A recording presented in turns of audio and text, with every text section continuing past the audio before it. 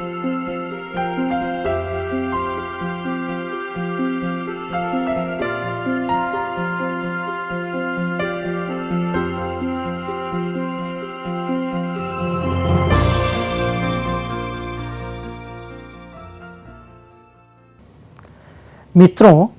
आज हम कृषि विस्तार कार्यक्रम हेतु संस्थानिक सहायता विषय पर चर्चा करेंगे। आइए हम सब मिलकर इस विषय को समझने का प्रयास करते हैं। देश की 70% जनसंख्या जो है वो कृषि पर आधारित है। भारत देश में 28 राज्य और 7 संघों वाला राष्ट्र है। इसकी पूरे विकास का कार्य सरकार स्वयं कर ले, ये संभव नहीं है। इसमें सभी संस्थाओं की भूमिका होना आवश्यक है और उन्हीं के समर्थन से कार्य करने पर ही हम संपूर्ण रूप से, समग्र रूप से देश का विकास कर सकते हैं। हरित क्रांति की जो अवधि थी, उसमें कृषि विकासों के उद्देश्यों को पूर्ण करने के लिए निजी क्षेत्र को प्रोत्साहित किया गया था। अनुसंधान, विकास संगठन, व्यावसायिक घरानों को प्रोत्साहित किया गया था और उनके साथ मिलकर हमने हरित क्रांति को प्राप्त किया। कृषि क्षेत्र में यदि हम देखें तो कृषि विकास की वाहिनी आज के पहले तक प्रौद्योगिकी थी। उसके साथ साथ अब प्रौद्योगिकी के साथ में केवल से काम नहीं चलेगा, हमें इसे आदान के साथ जोड़ना होगा। कृषि विकास वाहिनी को हमारे जो डेवलपमेंट ड्राइवर्स हैं उसमें साख को जोड़ना पड़ेगा, बाजार की पहुंच को जोड़ना पड़ेगा, स्थानीय सरकार को जोड़ना पड़ेगा और उनके सबकी सहायता प्राप्त करनी होगी। तभी हम अपने कृषि क्षेत्र को विकसित कर सकेंगे। 21वीं सदी में कृषि विस्तार कार्यकर्ताओं की बहुलता कृषि विकास की गति को प्रत्यक्ष रूप से अप्रत्यक्ष रूप से प्रभावित कर रही है। हमें इस क्षेत्र में काम करने की जरूरत है, हमें इसमें रूपांतरण करने की जरूरत है। कृषि विस्तार एवं विस्तार संगठनों के अग्रस्त सक्रिय रूपांतरण यदि नहीं होगा तो हम उद्देश्यों की पूर्ति नहीं कर पाएंगे। इन कार्यों में खासकर कृषि विस्तार संगठन की सेवा प्रबंधन, उसके कार्य एवं प्रबंध क्षेत्र प्रचालन क्षेत्र के ऊपर निर्भर करता है। माहौल में तेजी से परिवर्तन हो रहा है। संगठन के कार्यों में परिवर्तन एवं रूपांतरण इसलिए अपरिहार्य हो गया है। बढ़ती हुई जनसंख्या, बढ़ती हुई आय के फलस्वरूप कृषि उत्पादों जैसे कृषि, बागवानी, पशु उत्पादों की मांग तेजी से बढ़ रही है। मांग की आपूर्ति उत्पादकता में वृद्धि से ही हासिल की जा सकती है। हम क्षेत्र नहीं बढ़ा सकते, हमारी क्षेत्र के बढ़ाने की संभावना बहुत कम है। आर्थिक उदारीकरण के कारण राष्ट्रीय अंतर्राष्ट्रीय स्पर्धाएं, प्रतिस्पर्धाएं जैसे जोखिम से हमारे किसान को रूबरू होना होगा। आपूर्ति, विपणन, अनुसंधान, शिक्षा एवं विस्तार तंत्रों से सहायता प्राप्त करने में कृषकों को दक्ष होना होगा। विस्तार कार्यों में कृषि पद्धति को विकास की वाहिनी मानते हुए समग्र रूप से निर्णय लेना होगा। विस्तार कार्यकर्ताओं को कृषि प्रणाली, उत्पादन प्रौद्योगिकी एवं अन्य विकल्पों के चयन में कृषकों को सहायता करनी होगी। सूचना एवं संचार तंत्र में की क्रांति से कृषकों को सूचना प्राप्त करने के अवसर बढ़े हैं। इसके उपयोग को प्रोत्साहित करना होगा। निजी और गैर सरकारी संगठनों का विस्तार कार्य हेतु वित्तीय सहायता देने हेतु दबाव बढ़ रहा है। इनकी सहायता प्राप्त करनी होगी और विस्तार संगठनों के प्रोएक्टिव बनाना होगा। उभरती प्रतिस्पर्धात्मक विकास की गति में केवल वही संगठन टिक सकेंगे जो प्रोएक्टिव रूप से ढांचे और संस्कृति में परिवर्तन करे। जैसे विशेषज्ञों की भर्ती करना, अभिकर्ता के रूप में उसको नियुक्त करना, महिला अभिकर्ताओं को इसमें जोड़ना, विनिर्माता और प्रसंस्करण कारखानों को अलग से स्वतंत्र विस्तार सेवा स्थापित करना होगा। तभी हम इस क्षेत्र में आगे बढ़ पाएंगे।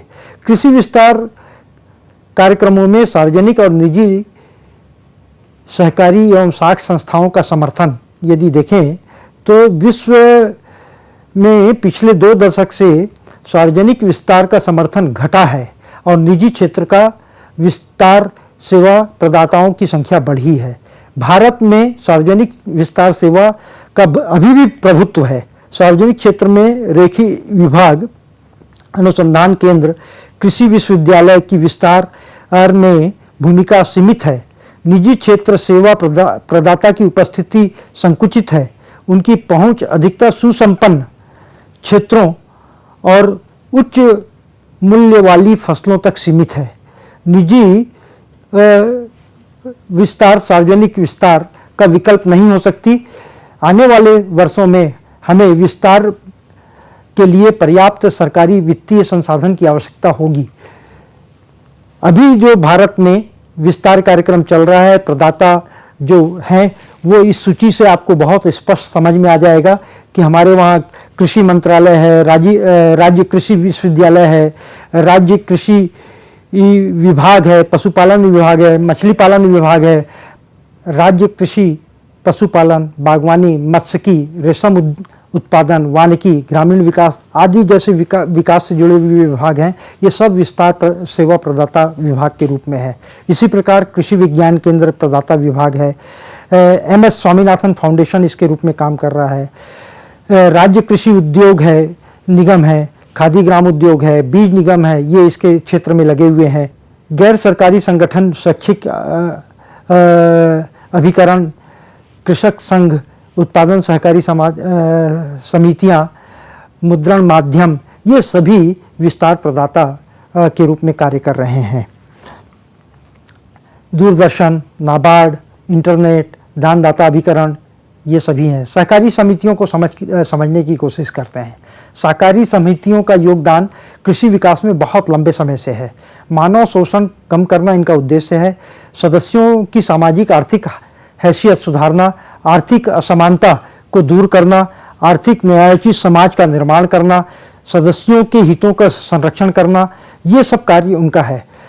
आप यदि कृषि विकास की यदि गाथा देखें तो आप देखेंगे कि वित्तीय सहायता में इनका बहुत बड़ा योगदान रहा है और अमूल अपने आप में बहुत बड़ा उदाहरण है। सहकारी समितियों के माध्यम से जो कार्य हुआ है, उसके बाद भी सहकारी समितियां, उनके सम्मुख बहुत सारी चुनौतियां हैं। वो चुनौतियां राजनीतिक और सामाजिक चुनौतियां हैं। सदस्यों की आवश्यकता की पूर्ति हेतु बेहतर विकल्प एवं संसाधनों की तलाश उनके लिए चुनौतियां बनी हुई है। यदि उत्पादक सहकारी समिति है तो कृषि उत्पादन और उत्पादकता बढ़ाना उनके लिए चुनौती है। उपभोक्ता समिति है तो सदस्यों को मूलभूत जरूरतों का परिधान एवं पैसों का उच्चतर मूल्य सुनिश्चित करना उनके लिए चुनौती है। कामगार समिति है तो कामगारों की आय बढ़ाना और बेरोजगारी कम करना उनके लिए चुनौती है। वित्तीय साख संस्थाएं यदि देखें तो 1979 में बैंकों का राष्ट्रीयकरण हुआ। कृषि उत्पादन के लिए विशेष साख की शुरुआत हुई और ग्रामीण बैंकों की स्थापना की गई। नाबार्ड की स्थापना वित्तीय संस्थाओं को पुनर्वित्त पोषण के लिए की गई। कृषकों को फसल उत्पादन के लिए विशेष ब्याज पर कृषि साख उपलब्ध कराया गया। कृषि उत्पादन साख का राष्ट्रीय कृषि बीमा से जोड़ा गया। इसी प्रकार KCC योजना भी प्रारंभ की गई। इस प्रकार से हम देखें तो बैंक का बहुत बड़ा योगदान कृषि उत्पादन में जुड़ा हुआ है। इसी प्रकार गैर सरकारी संगठन, अधिकांश NGO की स्थापना ग्रामीण समुदाय की सेवा भाव से की गई है। ये संगठन अपनी दक्षता और प्रतिबद्धता के कारण क्षेत्र में टिकी हुई हैं। इनका क्षेत्र विशेष में ध्यान होता है, संपूर्ण पूरे एरिया के लिए नहीं होता। स्थानीय आवश्यकता के अनुसार योजनाओं और मॉडलों में परिवर्तन ये कर सकते हैं। इन संगठनों में नौकरशाही की कम, भागीदारी अधिक है। गैर सरकारी संगठनों को यदि हम देखें तो एक अध्ययन हुआ है 1943 से 1993 की अवधि में। रामकृष्ण मिशन ग्रामीण विकास के लिए कार्य कर रहे हैं। उनके 5 बिंदुओं पर अध्ययन किया गया है। विकास का लक्ष्य, प्रवेश बिंदु, असंरचना, कार्य पद्धति, वाहनी या संपोषणीयता। यदि हम देखें तो उनका इस संस्था का विकास का लक्ष्य समग्र लक्ष्य मानव के अंदर संभावित देवत्व का विकास करना है। दूसरा, प्रवेश बिंदु, जो भी समुदाय विशेष की चिंता है उन्होंने उस क्षेत्र के में जहाँ जिस क्षेत्र में ये कार्य कर रहे हैं उनको वो प्रवेश बिंदु के रूप में चयनित किया है। उनकी जो अवसंरचना है, इंफ्रास्ट्रक्चर है, साधुओं का सीधा लोगों से संपर्क स्थापित हुआ। प्रशिक्षण एवं प्रेरणा से युवा टोली तैयार की गई और युवा क्लब तैयार किया गया। इनकी कार्य पद्धति सामाजिक आर्थिक विकास की शुरुआत आध्यात्मिक विकास पर आधारित थी और है। कार्य पद्धति मिशन द्वारा प्रशिक्षित और प्रेरित युवकों के कार्य निष्पादन पर आधारित है और ये जो विस्तार का कार्य है इसमें जो प्रशिक्षित किए गए हैं मिशन के द्वारा वही समाज में जाकर लोगों को, अन्य लोगों को प्रेरित करते हैं। और इसका मापदंड इन्होंने बनाया है, बालाघात को हटाने के बाद में, कोई बॉटलनेक को हटाने के बाद में यदि वो कार्य निरंतर चल रहा है तो यह वाहिनता का एक सूचक है।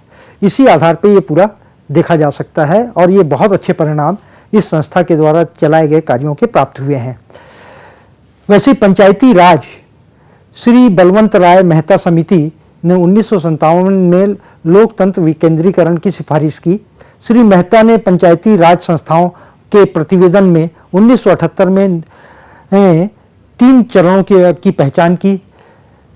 चढ़ाव चरण 1959 से 64, ठहराव चरण 1965 से 1969, 6 चरण 1969 से 1977।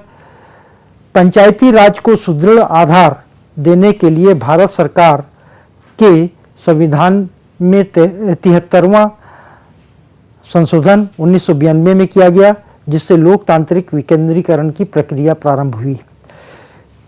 त्रिस्तरीय पंचायत, ग्राम, विकासखंड, जिला स्तरों पर निर्वाचित लोकतंत्र निकायों की स्थापना की गई। विकास के लिए समस्त ग्रामीण विकास योजनाओं के क्रियाकलापों को निकायों को सौंपा गया। इन निकायों को अपने कार्यों का निर्वहन करने हेतु पर्याप्त संसाधनों का हस्तांतरण किया गया है। इस प्रकार हम देखें तो ग्रामीण विकास में पंचायती राज की अहम भूमिका है और पंचायती राज की भूमिका को सार्थक बनाने के लिए इन समस्त संस्थाओं को हमको आत्मा के साथ जोड़ना होगा, चाहे वो सार्वजनिक संस्थाएं हों, चाहे सहकारी संस्थाएं हों, गैर सहकारी संस्थाएं हैं, वित्त संस्थाएं हैं या निजी संस्थाएं हैं। इनके योगदान से ही हम विकास के ड्राइवर को आगे बढ़ा सकेंगे और कृषि विकास के ड्राइवर को स्थापित कर पाएंगे। जैसा कि मैंने आपको बताया कि संस्थाएं जैसे वाहिनी के रूप में काम करेगी, उसी प्रकार कृषि विकास वाहिनी के साथ प्रौद्योगिकी के अतिरिक्त आदान आपूर्तिकर्ताओं का बहुत महत्व है, साख का काफ़ी महत्व है। जब तक वित्तीय सुविधा नहीं बढ़ेगी तो कृषि विकास वाहिनी के रूप में प्रौद्योगिकी का जो कार्य है वो पूर्ण नहीं होगा। यदि प्रौद्योगिकी है और बाजार में नहीं है तो भी प्रौद्योगिकी अकेली वाहिनी के रूप में कार्य नहीं कर पाएगी। स्थानीय सरकार का यदि इसके साथ में तालमेल नहीं है तो भी यह वाहिनी के रूप में कार्य नहीं कर पाएगा। प्रौद्योगिकी के लिए इन सब चीज़ों को जोड़ना, इनके साथ में सामंजस्य बनाना, इनके साथ में एक तारतम्य स्थापित करना बहुत आवश्यक है, तभी यह कृषि विकास की वाहिनी के रूप में कार्य हो पाएगा। जैसा कि मैंने कहा कि 70% का जनसंख्या की आजीविका का साधन कृषि है और ऐसे विशाल देश के लिए प्रौद्योगिकी के साथ में आपूर्तिकर्ता, साख संस्था, बाजार की पहुंच, स्थानीय सरकार और जितनी भी संस्थाएं, जैसे मैंने आपसे कहा, चाहे वो शासकीय संस्थाएं हों, चाहे वो निजी संस्थाएं हों, चाहे गैर संगठन संस्थाएं हों, इन सब का जब तालमेल होगा तभी यह पूरे विकास का जो कार्य है वो आगे बढ़ पाएगा। इसके साथ साथ मैं आपसे चाहूँगा कि इस संबंध में विशेष अध्ययन करने के लिए मैनेज के वेबसाइट को आप पर जा सकते हैं और वहाँ से विस्तार से जानकारी प्राप्त कर सकते हैं। आपकी कॉन्टेक्ट क्लासेस में भी आपकी जो शंकाएं हैं उसका निराकरण कर सकते हैं।